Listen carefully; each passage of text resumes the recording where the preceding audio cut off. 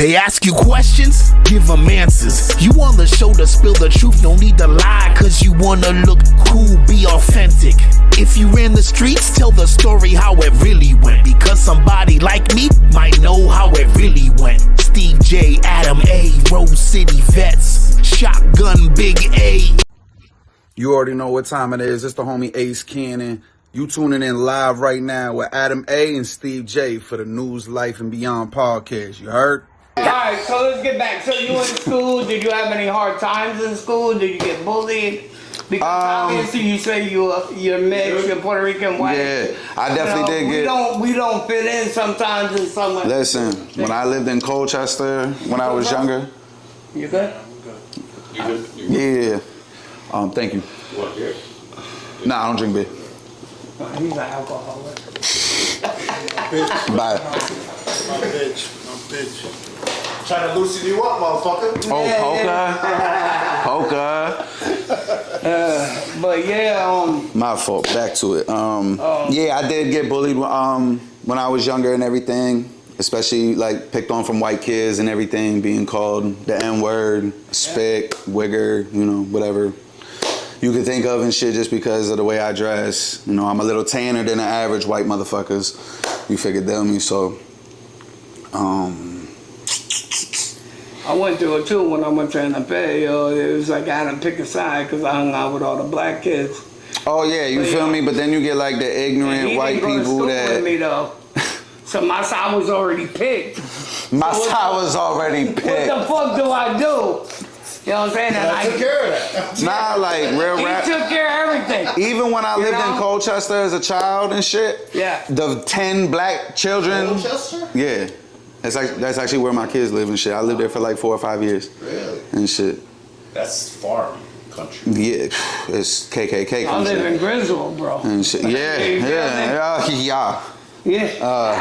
was getting hate. Yeah, hate. You feel me? Like I developed like a real look towards white people at a young age because of that shit. I've been out. You feel me? So I've been out there as me, so I know. Yeah, you. That's what I'm saying. Like, so for the 10 or 8 black kids or Spanish kids that lived in the Colchester and we all went to school together, most of the time I would gravitate towards them and shit. I had a few white friends and everything. Don't get me wrong. Was you holding them down?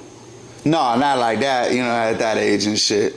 I was very timid when I was younger. They wasn't grouping to you? No. No? I wasn't. I was like an outcast. You feel me? I was just No, I mean for the ones that were, you know, like you. You know what I mean? Oh, black and brown. Like, yeah, we knew each other and shit. I ain't get along with all of them at first, you figured me. But, you know, I was friends with most of them. Did they shun you or accept you or?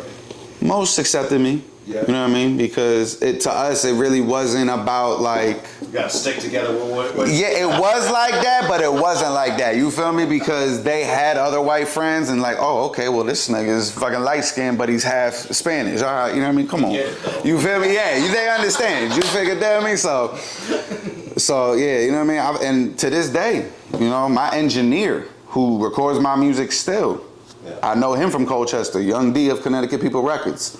So that friendship, that relationship, absolutely. That's what's up. And he's from Colchester?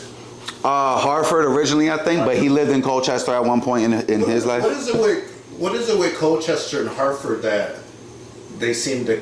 Because a lot of niggas see white girls out there and that's their escape to get low. You figure that? I mean, like, I'm just being 100 with you. I always hear that, you know, where that connection is with... All those white towns around there, Colchester, Hebron, Marlboro, Amston, Avon, Manchester, shit. Hartford niggas be getting around. Yo, telling you. I done ran into a couple of Hartford niggas out in Colchester, like, wait, you from the north end? Oh, you from the south side? Oh, what up, nigga? Like, or the south end? Yeah, they got... Absolutely. They got stock in the Plan B. Yup. Word to me. Yo, let me get a white girl pregnant. Yo, we good in the hood. We good. Yeah. We out the hood. We good, yo. We good.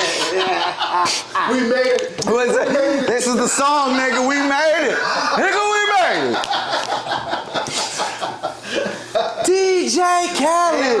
Another one. Yo. Get another one. and another one. Shit, all these bitches be stacking fucking checks from baby father. Shit, us niggas, we gonna get it. Yeah, see, yo, I ain't never had to worry about it. I grew Get it up. how you live. I grew up in a middle class family, so but.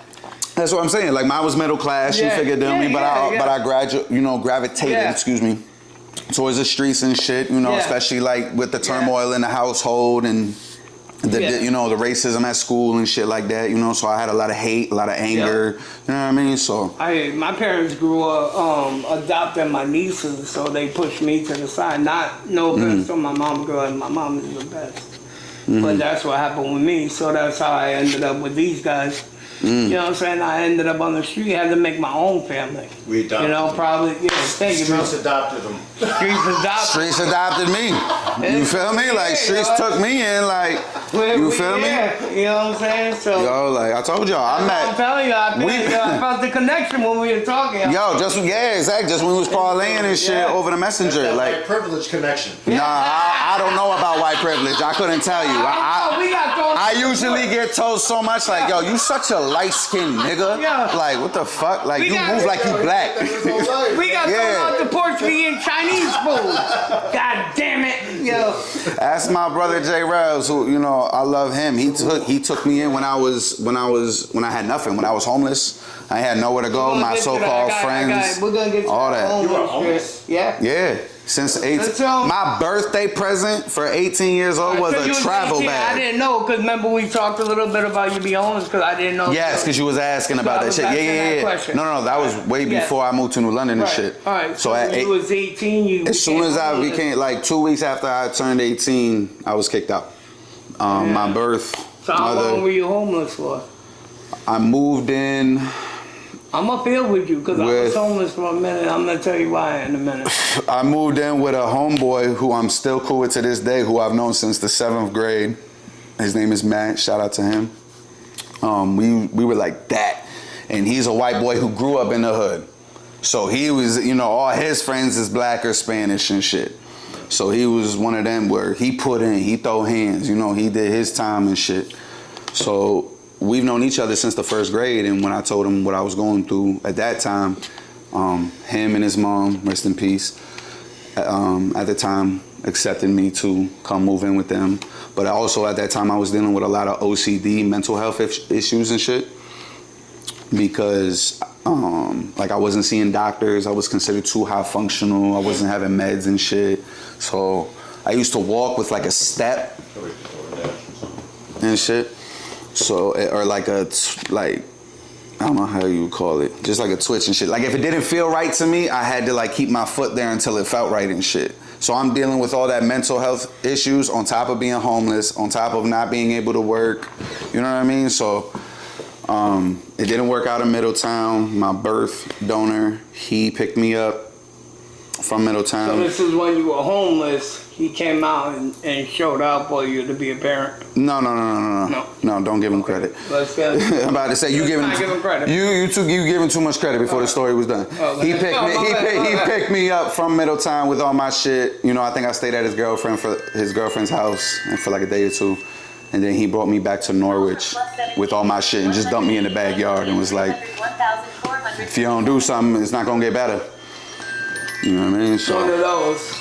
Yeah, you One feel of me? them, instead of looking out for you, helping you out. Well, nah, the only thing he said at the time was that if you don't go to college or get a job, you're not staying with me. Right. I was so mentally in the streets, but at the same time mentally dealing with my mental health issues and shit.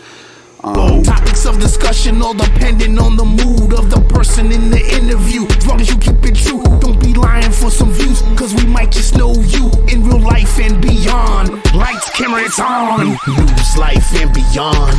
Real life, real people, real discussions. Different people saying something. Everybody got a story to tell, so tell Steve J and Adam A, you tell. News, life and beyond. Real life, real people, real discussions. Different people saying something.